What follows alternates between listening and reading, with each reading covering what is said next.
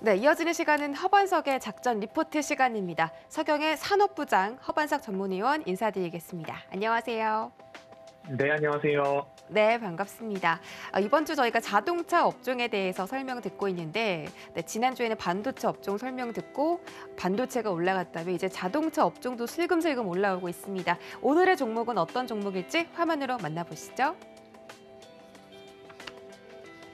네, 오늘의 종목은 기아입니다. 웃돈이 붙는 차 기아라고 되어 있네요. 어제 현대차 저희가 설명을 들었고 오늘 또 기아를 안 들어볼 수가 없겠는데 기아도 정말 엄청난 성장을 보여주고 있습니다. 국내뿐만 아니라 해외 시장도 진출해서 기아도 수익을 크게 내주고 있고요. 또 전기차나 수소차 쪽에서도 투자를 확대하고 있습니다. 기아에 대한 자세한 설명 지금부터 들어볼까요? 네, 이번 주 자동차 업종 살펴보고 있고요. 그리고 오늘은 어제 현대에 이어서 기아 살펴보려고 합니다. 웃돈이 붙어서 팔리는 차 기아라는 제목을 좀 드렸고요. 10월 28일 카카오페이 증권, 11월 23일 하나금융투자, 그리고 11월 3일 IBK 투자증권 리포트를 좀 참고를 하면서 같이 살펴볼 예정입니다. 자동차 산업은 최근 반도체 쇼티지, 반도체 수급난으로 인해서 생산 차질이 지금까지 이어져 왔다. 그런데 최악의 상황은 지나가고 있는 것 아니냐라는 이야기들 나오고 있습니다. 그래서 1분기, 내년 상반기에는 이 수급난에 대한 부분들이 대부분 해소가 될 수 있겠다라는 기대감과 목표를 좀 갖고 있습니다. 그에 따라서 완성차와 부품사 가동률이 점진적으로 회복되지 않을까라는 기대감으로 좀 보셔야 될 것 같고요. 기아와 현대차와 기아, 저도 개인적 취향으로는 기아가 그래도 조금 앞서 있지 않나라는 생각이고요.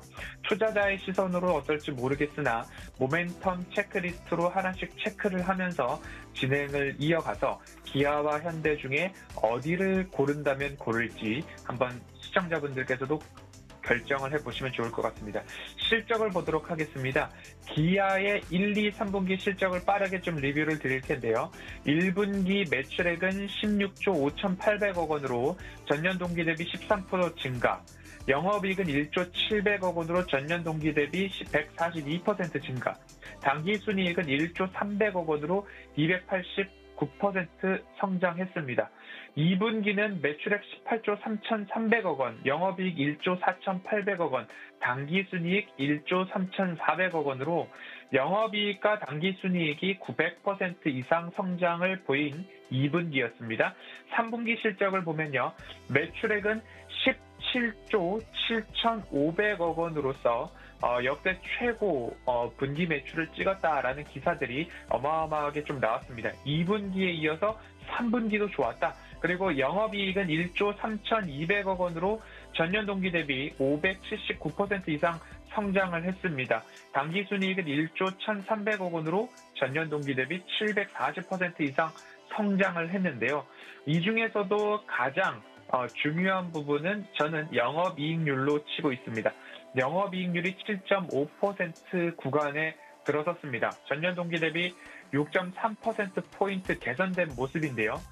북미 시장의 인센티브, 구매 혜택에 대한 부분들이 축소되어 있음에도 불구하고 SUV나 RV 차종 고수익성 모델에서 흥행이 이어지고 있다라고 보시면 좋겠습니다. 결국 현대는 제네시스라는 브랜드가 이끌어가고 있고요. 기아는 SUV나 RV 차종 쪽에서 실적을 견인해 나가고 있다라고 보시면 좋을 텐데 영업이익률 측면에서 현대가 6%대 기록을 했습니다. 그런데 기아가 3분기 기준으로 영업이익률 7.5%라는 어마어마한 영업이익률을 달성을 했기 때문에 자동차 투탑에서는 기아가 판정승을 한 3분기가 아니었나라고 먼저 말씀을 드려보도록 하겠습니다. 네, 이렇게 실적에 대한 부분 먼저 짚어주셨는데 북미 쪽에서 RV나 SUV로 흥행을 하고 있다라고 말씀해 주셨습니다. 그런데 이렇게 실적이 좋은데도 주가는 지금 너무 지지부진하거든요. 올해 초반에 좀 많이 올라서인지 모르겠지만 지금은 아직 좀 횡보하는 그런 차트 모양인데 왜 이렇게 주가가 좀 지지부진한 걸까요?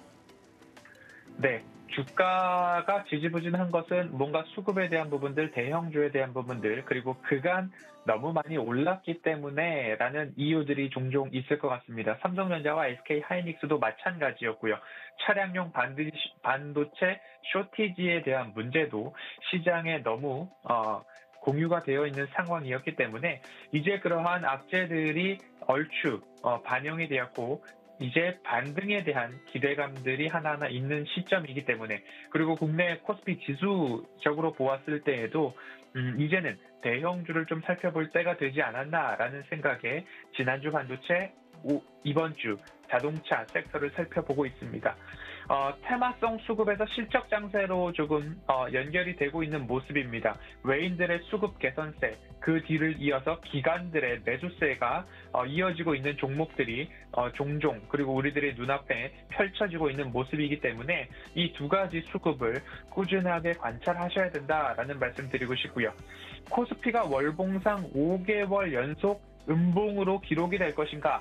아니면 11월 양봉 전환으로 11월을 마감할 것인가? 이 기로에 서 있는 11월 마지막 주일 것 같습니다. 그렇기 때문에 지수 반등과 지지를 위해서는 대형주의 반등이 필수적으로 동반되어야 하기 때문에 쉬었던 종목들에 있어서 저가 매수 유입, 수급 전환 꾸준하게 관찰하시면서 기아 같은 경우에도 차트를 말미에 말씀을 드리겠지만 저점에서 모아가는 전략 좀 말씀을 드려보도록 하겠습니다.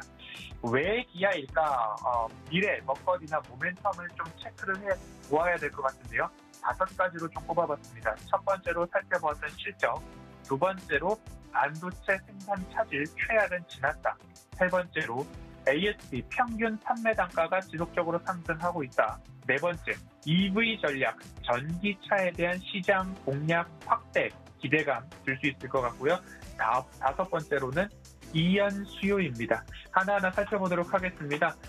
기아 같은 경우에는 모델 사이클, 웃돈을 얹어서 사고 싶은 SUV 텔루라이드를 시작으로 카니발, 소렌토, 스포티지 등 SUV 모델들이 연속적으로 출시가 되었고 그 출시하는 차종마다 모두 다 흥행을 좀 이어가고 있습니다. 그래서 기아는 북미 시장에서 특히 SUV의 강자로 이해를 해보시면 좋겠다라는 말씀을 좀 드리고 싶고요.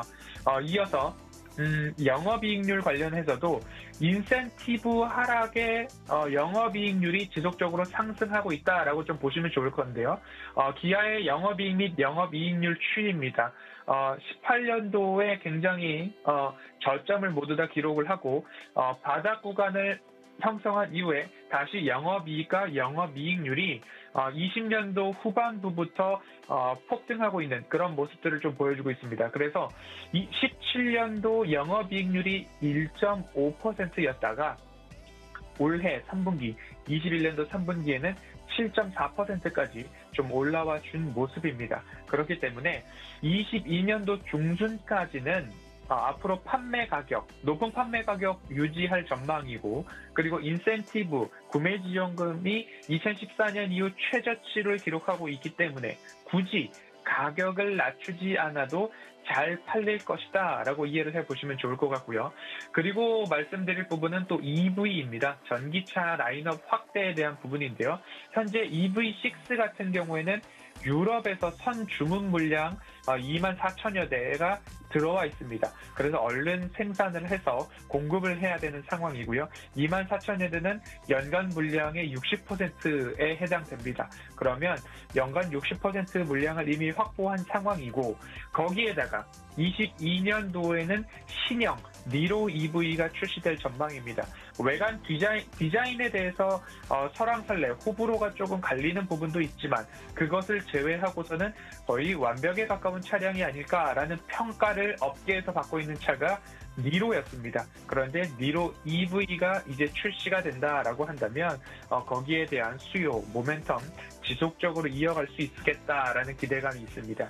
기아는 27년까지 7종의 차종에 있어서 전면 전기차 모델을 출시하겠다라는 계획이 있고요. 이에 따라서 전기차 전환이 가속된다면 기아의 밸류에이션 상향 동력이 될 수 있겠다라는 이야기. 현대차는 제네시스 전동화 모델 중심으로 보셔야 되고요.